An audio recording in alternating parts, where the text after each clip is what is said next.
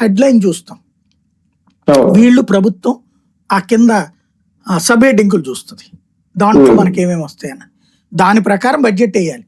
ఇందులో కనుక ఊహాజనిత ఆదాయం అంటే కేంద్రం ఇంత ఇస్తుందని మేము ప్రపోజ్ చేశాము అని రాస్తే పచ్చి దగా అది. ఎందుకంటే పాత రోజుల్లో కేంద్ర బడ్జెట్ కంటే ముందు రాష్ట్ర బడ్జెట్ పెడుతూ ఇదిగో ఈ పథకానికి మేము 10,000 కోట్లు అవసరం అయితే రాష్ట్ర ప్రభుత్వం తరపున 4,000 ఖర్చు పెడదాం అనుకున్నాం, మిగతా 6,000 కోట్ల రూపాయలు కేంద్ర ప్రభుత్వాన్ని అడిగాము అని రాస్తాడు. నేను మున్సిపాలిటీల బడ్జెట్లు కూడా చూసాము, మా బెజవాడ కార్పొరేషన్ బడ్జెట్లో కూడా ఇదిగో మేము ఈ పథకానికి 100 కోట్ల రూపాయలు ఖర్చు అవుతుంది, కార్పొరేషన్ తరపున భారం అయినా సరే 10 కోట్లు ఖర్చు పెట్టాలని నిర్ణయించాం, మిగతా 90 కోట్లు రాష్ట్ర ప్రభుత్వం పెట్టుకోవాలని చెప్పి తీర్మానాలు చేసినవి ఉన్నాయి బడ్జెట్లో.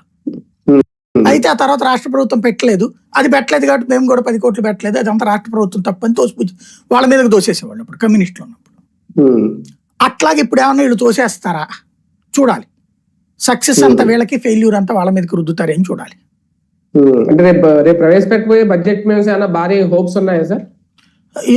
పబ్లిక్ ఉన్నాయి భారీ హోప్స్. ఇప్పుడు ఇవాళ నిన్న ప్రశ్నోత్తరాల సమయంలో వీళ్ళు ఇచ్చిన సమాధానంలో 4.5 లక్షల పెన్షన్స్ పోయినాయి. ఇప్పుడు ఈ 4.5 చచ్చిపోయిన వాళ్ళది, అది కొత్త వాళ్ళకి ఇచ్చారా వీళ్ళు? ఇవ్వాల.